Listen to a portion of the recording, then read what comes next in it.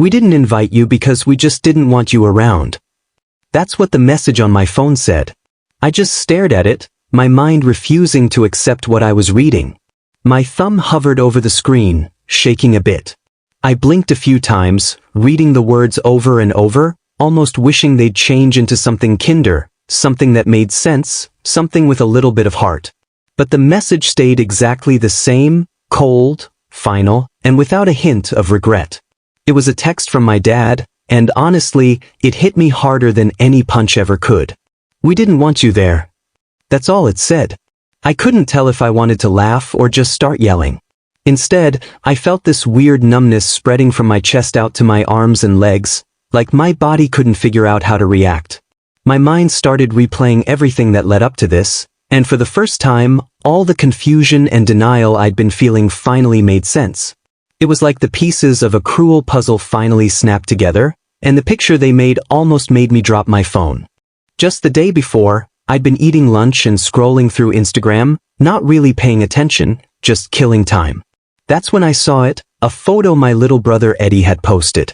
There they all were, on a sunny beach, the waves golden in the background, everyone in bright swimsuits, drinks in hand, huge smiles on their faces. My parents, my brothers and sisters, my cousins, everybody together, looking relaxed and happy. The caption underneath said, "Well-deserved family retreat." Family. That word, family, felt like a punch right to the gut. I zoomed in on the picture, searching every inch, every reflection, hoping maybe I'd spot something of mine, a shoe, a hand, anything that would prove I was there. But of course, I wasn't in that photo, because I hadn't been on that trip. I hadn't even known it was happening. My heart was pounding as I scrolled through the rest of Eddie's posts.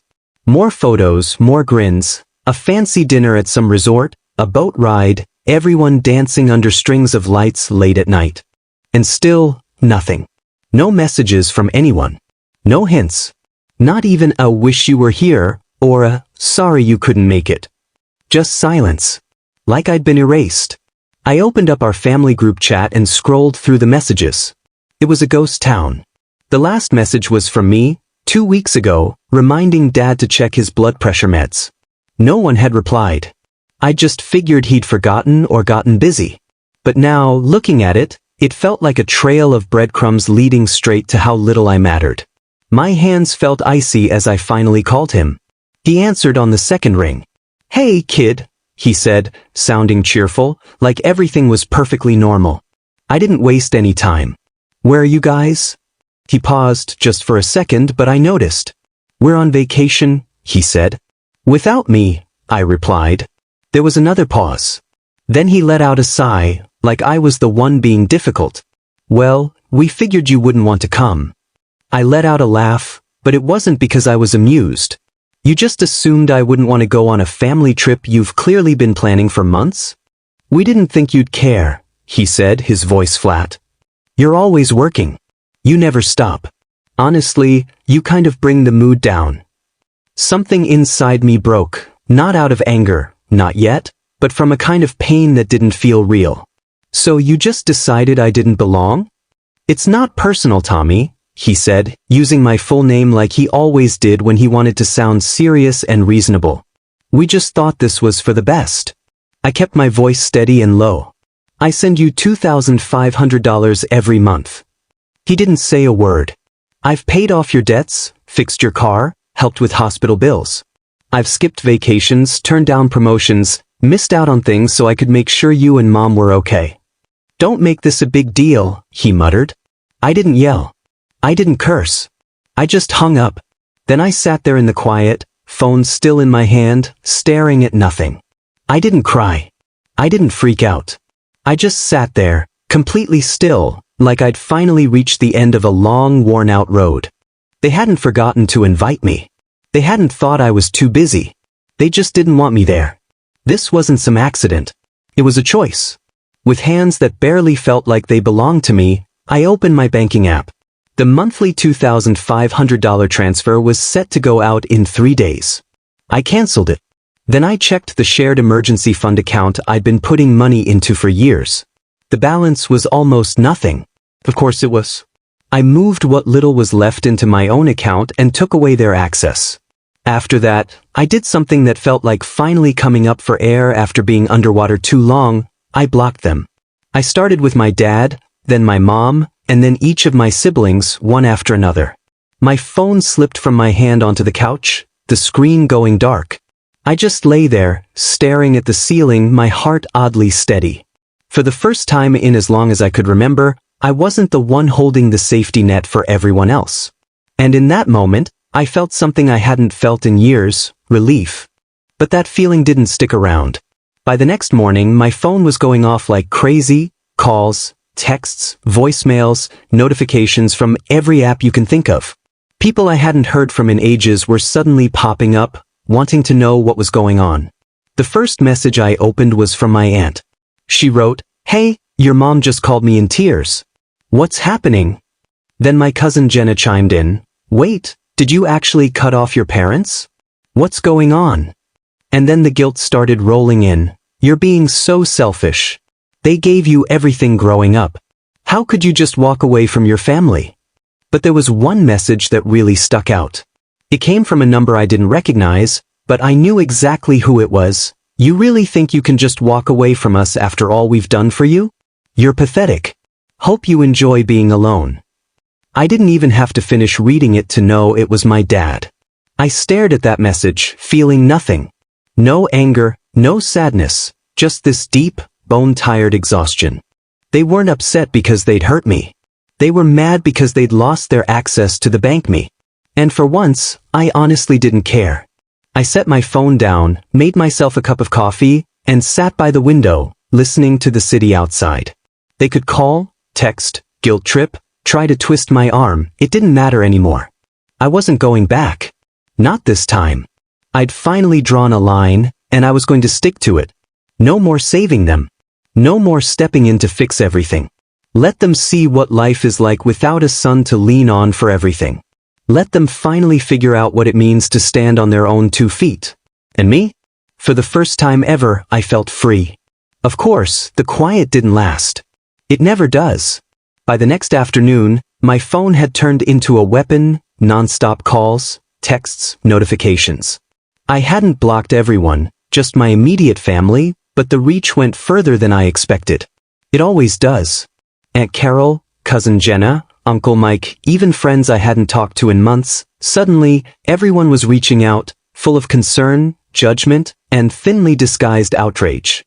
The first text I opened was from my aunt. "Your mom is in tears, Tommy. What's going on? She said you just stopped helping them and cut off contact. Are you all right?" Then another message, more blunt. "Did you really abandon your parents after everything they did for you?" And then came the flood, dozens of messages, all saying the same thing in different ways, each one making me out to be some kind of monster, a cold-hearted son, an ungrateful child. Like I'd just woken up one morning and decided to punish my parents for no reason at all. But what none of them seemed to ask, what nobody wanted to ask, was why. Not a single person messaged me to say, "Hey, I heard what happened. I'm sorry. That must have hurt." No one asked, "Did they really go on a vacation without you?" It was all about what they needed, their judgment, their guilt, their control. I sat in my apartment, surrounded by the echo of everyone else's expectations, staring at the avalanche of digital blame. And it hit me, something I hadn't really admitted to myself before, they never actually saw me. They only saw the money. It wasn't just my parents who had gotten used to me being the fixer. The whole extended family had come to expect it. I was the one who made it, the responsible one, the guy who always stepped up. When there was a funeral, I paid. When someone needed help with tuition, I was there. Medical emergency? I'd show up. But the second I stopped, the moment I finally chose myself, they all turned on me. The messages got nastier. "You're so selfish. You're turning your back on the people who raised you. Do you even remember what your parents gave up for you? Sacrificed?" They left me out of a family vacation and told me, straight up, that they didn't want me there. My voice didn't matter. My presence didn't matter. But my money, that was a different story. I thought the worst of it would be the texts, the guilt, the emotional games. I was wrong. The real storm hadn't even started yet. It all really kicked off when I walked into work a couple days later and caught the look on my boss's face. He called me into his office, shut the door behind us, and pointed to the chair across from his desk. "Got a minute, Tommy?" he asked. I sat down, trying to keep my breathing even, bracing myself for whatever was coming. "This morning," he said, folding his hands together, "I got a call from your mother." Hearing that felt like someone dumped a bucket of ice water down my back. "She told me you're going through some kind of emotional crisis," he went on, watching me closely. "She said you've been making strange financial choices, pushing your family away, and that you might need some time off." I clenched my fists in my lap, forcing myself to keep my voice steady. "That's not true." He nodded. "I didn't think so. I told her your personal life isn't any of my business, but I still needed to check in with you." I nodded back, slow and careful. "I'm okay. I stopped sending money to my parents because I felt like they were taking advantage of me. They're upset, and that's all this is." He leaned back in his chair. "I believe you. But Tommy, this kind of thing, your family calling the office, it's not acceptable. If they try to contact us again, you let me know right away. Got it?" "Got it," I said. Walking out of his office, I felt something twist deep in my gut. It wasn't just embarrassment, it was a whole new level of betrayal. My own mom had tried to mess with my job, making me out to be unstable just to shame or scare me into falling back in line. It wasn't enough for them to guilt-trip me in private. Now they wanted to drag me through the mud in public, to ruin me if that's what it took to get control back. That night, the pressure ramped up even more, voicemails, texts from new numbers, burner phones, messages from people I hadn't heard from since high school. "Your mom said you won't answer her. What's going on? They're saying you're acting weird. Should I be worried about you? Why are you doing this to your family?"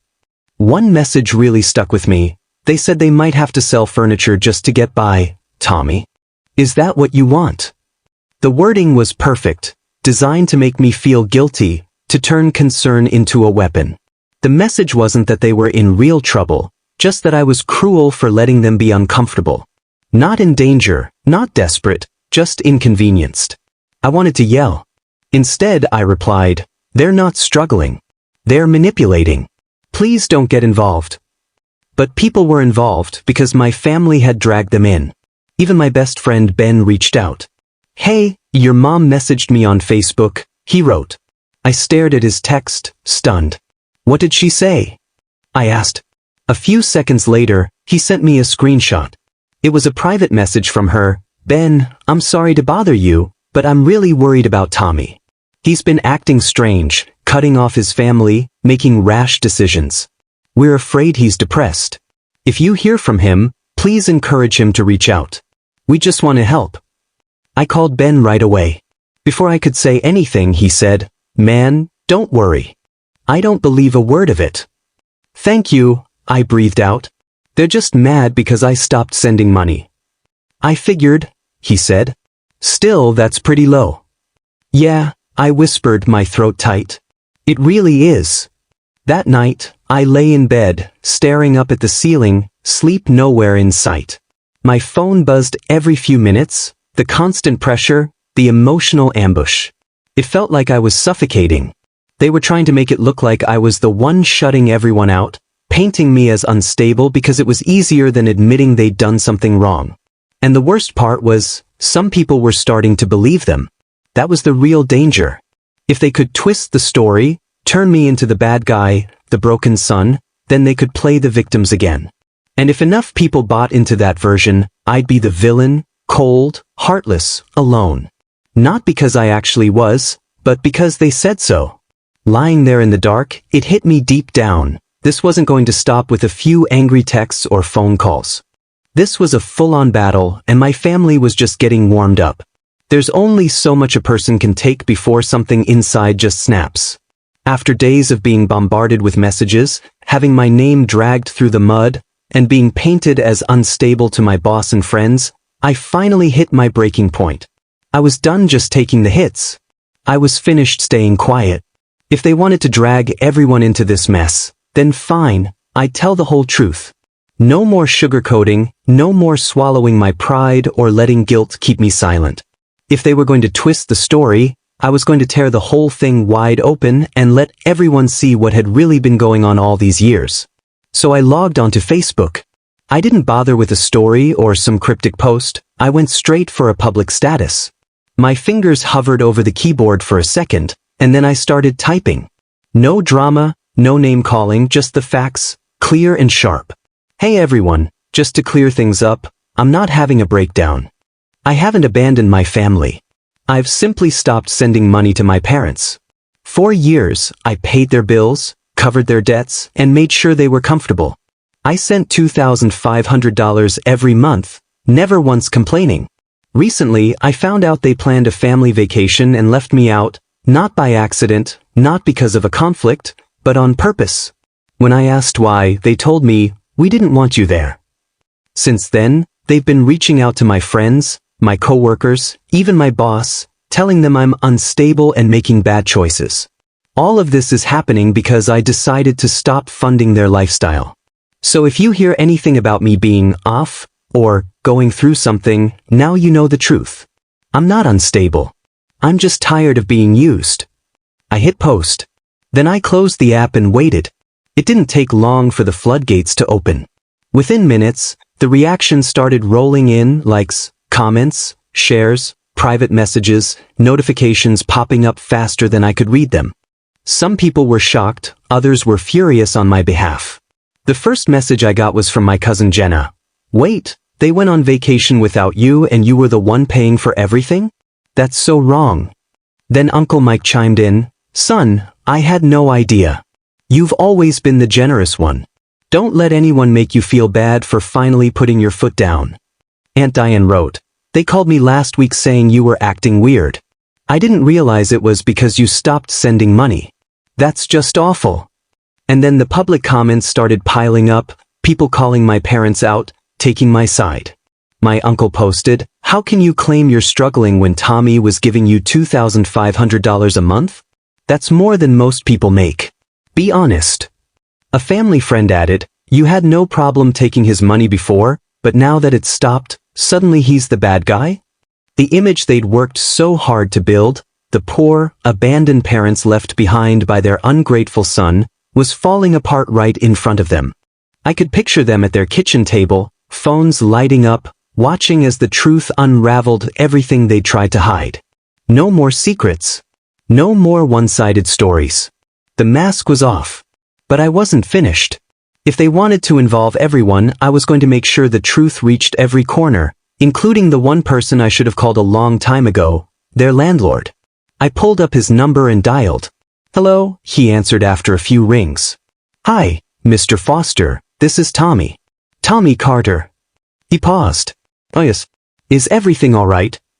"I just wanted to let you know," I said, taking my time, "that I won't be covering my parents' rent anymore. Any deals we had before, those are done." There was another pause, then he let out a low chuckle. "Honestly, I figured this day would come sooner or later." That caught me off guard. "What do you mean?" "Your parents have been late with rent more than a few times," he said, sounding calm. "But every time, they'd tell me, 'Don't worry, our son will handle it.' They acted like you were some kind of automatic safety net."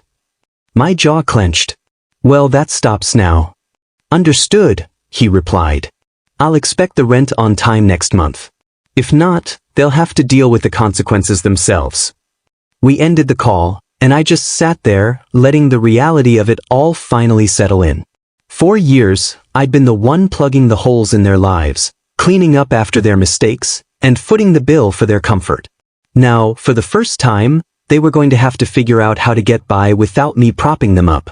That same night, my phone buzzed again. It was my sister, Melissa. "Are you seriously airing our family business on Facebook?" I didn't hesitate. "I'm not exposing anything. I'm just setting the record straight after all the lies Mom and Dad have been spreading." "This is humiliating for them," she shot back. Well, maybe they should have thought about that before they tried to convince everyone I was losing my mind. She went silent for a while. Then, "You're being heartless." "No," I replied, "I'm just being honest." She didn't answer after that. I could picture the chaos on their end, frantic phone calls, desperate attempts to do damage control, scrambling to explain themselves to every relative who'd finally heard my side. They'd always assumed I'd cave, that I'd come crawling back like I always did. But not this time. This time, I wasn't the one with secrets to hide. They were. And now everyone could see it. It didn't take long for the fallout to show up at my front door, literally. I was halfway through dinner when someone started pounding on the door. Not a gentle knock, but the kind of urgent, frantic banging that made it clear the person outside thought they could break through not just the door, but every boundary I'd spent weeks building. I got up slowly and looked through the peephole. It was my mother. She stood there clutching her phone, her face pale and tense. For a second, I thought about pretending I wasn't home, but a part of me, the part that had been quiet for years, wanted to see what she'd say now. What excuse would she come up with? What story would she try to spin? I opened the door. She stepped forward right away, but I blocked her with my arm. Her face was drawn and puffy, her eyes red from crying. She looked like someone who'd finally run out of options, and I wondered if this was the first time in years she'd ever felt powerless. "Tommy, please," she said, her voice shaky. "We need to talk." "About what?" I asked, keeping my tone calm. "Mr. Foster called," she said, blinking fast, like saying it out loud made it more real. "He told us you're not paying the rent anymore." "I told you I was done," I said. "Why is that a surprise?" Tears welled up in her eyes again. "We need you." "No," I said, my voice flat. "You need my money." She flinched like I'd slapped her. "We raised you," she whispered. "We took care of you. And now, when we need help, you're just turning your back on us." A bitter laugh slipped out before I could stop it. "You didn't seem to need me when you planned a whole vacation and left me out. You didn't need me when you said I'd ruin the mood. Remember that?" She opened her mouth, but nothing came out. "So let's be real," I went on. "You never saw me as family. You saw me as a service. As long as the money kept coming, you didn't care if I was around. And the second I stopped being useful, you tried to ruin my reputation. You went to my friends. You called my boss. You tried to make me look crazy. And now you want forgiveness." Tears streamed down her face. "So you're just going to let us struggle?" I looked her right in the eye, steady and calm. "You'll figure it out." She stared at me like she didn't recognize who I was anymore. And maybe, for the first time, she was seeing the real me, the son who finally drew a line. Not the fixer, not the ATM, just a man who'd had enough. Her sadness slowly twisted into anger. She straightened up, her eyes narrowing. "Fine," she snapped. "If this is who you are now, don't expect us to ever forgive you." I leaned against the door frame, relaxed. "Forgive me for what? For protecting myself? For setting boundaries? The only people who should be asking for forgiveness are you and Dad." Her jaw tightened. She turned and walked away without another word. I closed the door behind her and locked it. I didn't cry. I didn't shake. I didn't second-guess myself. I just stood there in the quiet, listening as her footsteps faded down the hall. And I smiled, because for the first time in my life, I'd finally won. But the drama wasn't finished yet. Not even an hour later, Melissa messaged me again. "Mom came home a wreck." "What did you say to her?" I told her the truth. "You're being heartless." "She's not upset because she lost me. She's upset because she lost control." There was a pause, and then a new message popped up, this time from my dad. "You made your choice. Don't come crawling back when you regret it." I stared at his words for a moment, then typed out the last thing I'd ever say to him: "I won't." Days slipped by, then weeks. No more texts. No more calls.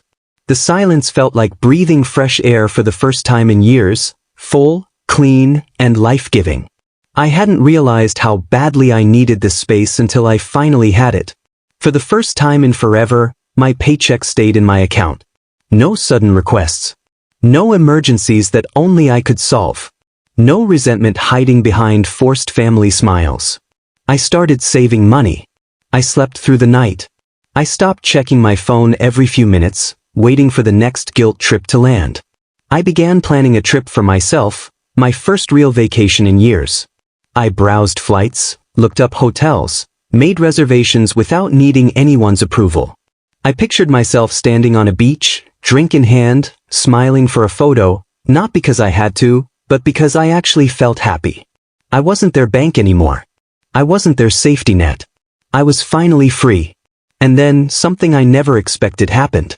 I felt peace, the kind of peace that doesn't come from getting even or proving a point, but from finally seeing things clearly.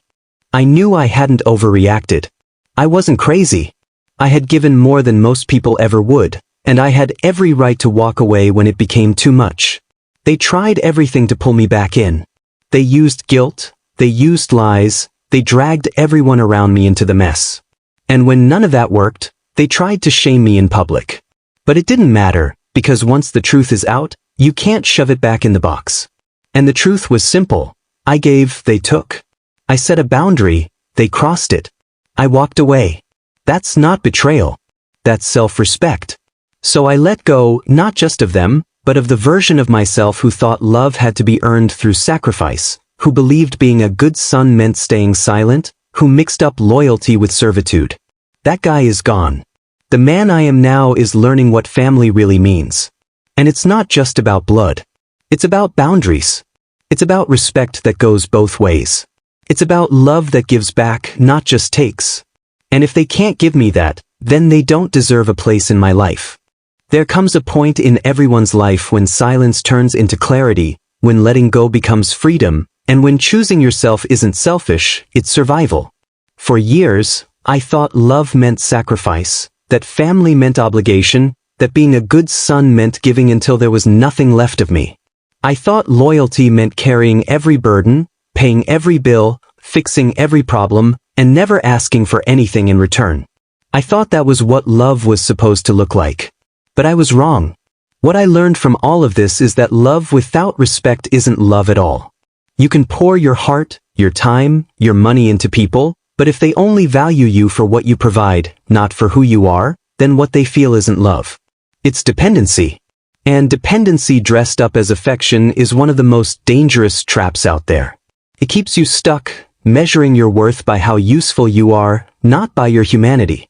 The moment my dad said, "We didn't want you there," something inside me broke. But something else was born, a sense of self-worth that had been buried under years of people-pleasing and quiet suffering. I realized I'd spent most of my adult life putting everyone else first and leaving myself behind. I said yes when I wanted to say no. I gave when I was already empty. I bent over backwards for a family that never once asked how I was doing. They didn't invite me into their lives. They just expected me to bankroll it from a distance. And when I finally stopped, they didn't reach out with kindness. They came at me with anger, blame, and emotional warfare. That's when I understood that family, no matter how sacred, doesn't give anyone the right to trample your boundaries. Blood might connect us, but it doesn't entitle anyone to my energy, my money, or my life. We live in a world that loves to romanticize sacrifice, especially when it comes to family. We're taught that good kids always take care of their parents, no matter what, that it's our job to pay back the people who raised us. But what happens when those same people take advantage of that sense of duty? What happens when love is one-sided and giving turns into a transaction instead of a real connection? What I learned from all of this is that boundaries aren't harsh, they're necessary. Saying no doesn't make you cold or uncaring. Refusing to let yourself be taken advantage of doesn't make you a bad person. It just means you understand that real love isn't about losing yourself, it's about meeting each other halfway. And if someone refuses to meet you there, you don't have to keep stretching yourself thin. You have every right to walk away. Another tough but freeing lesson I picked up is that not everyone will get your growth, and that's perfectly fine. Some folks will hang on to the version of you that made their lives easier. They'll say you've changed, that you're bitter or selfish or distant. But what they really mean is you're no longer easy to control. When they lose that grip, they panic. They'll try to make you look bad, guilt you, turn others against you, anything to get you back to being the person who never questioned, never pushed back. Don't fall for it. The truth is, you're not responsible for how other people react to your boundaries. Your only job is to keep those boundaries in place. The people who truly care about you will respect where you draw the line. They'll see your limits as a sign of self-respect, not rejection. And the ones who can't handle your boundaries? They were never really there for you, they were just there for what you could do for them. I also discovered how powerful the truth can be. When I finally spoke up, when I laid out what had really been happening, something incredible happened. People listened. They believed me. They let me know my pain was real. And little by little, the shame I'd been carrying for years started to fade. Because keeping quiet only protects the people who hurt you. Hiding the truth keeps toxic patterns alive. But honesty sets you free. It shines a light in the dark. It makes people answer for what they've done. And sometimes, it even gives others the courage to share their own stories. But maybe the biggest lesson I learned is this: real freedom starts the moment you stop asking for permission to protect your own peace. You don't need anyone's blessing to take back your time, your energy, or your life. You don't have to explain why you won't put up with disrespect anymore. You don't have to justify wanting better for yourself. You just do. And once you accept that, you stop trying to convince anyone else. You just start living it. Now, on the other side of all that chaos, I found something I never thought I'd have: peace. Not the kind that comes from fixing everyone else's problems or chasing approval, but the kind that comes from knowing I'm not responsible for everyone's happiness. I'm allowed to put myself first. I'm not cruel for choosing healing over obligation. My phone is quieter these days. My bank account isn't a family fund anymore. My mind, once crowded with guilt and worry, finally has room to breathe and dream. I travel. I sleep well. I laugh more. I create. And I've learned to keep people close who love me for who I am, not for what I can give them.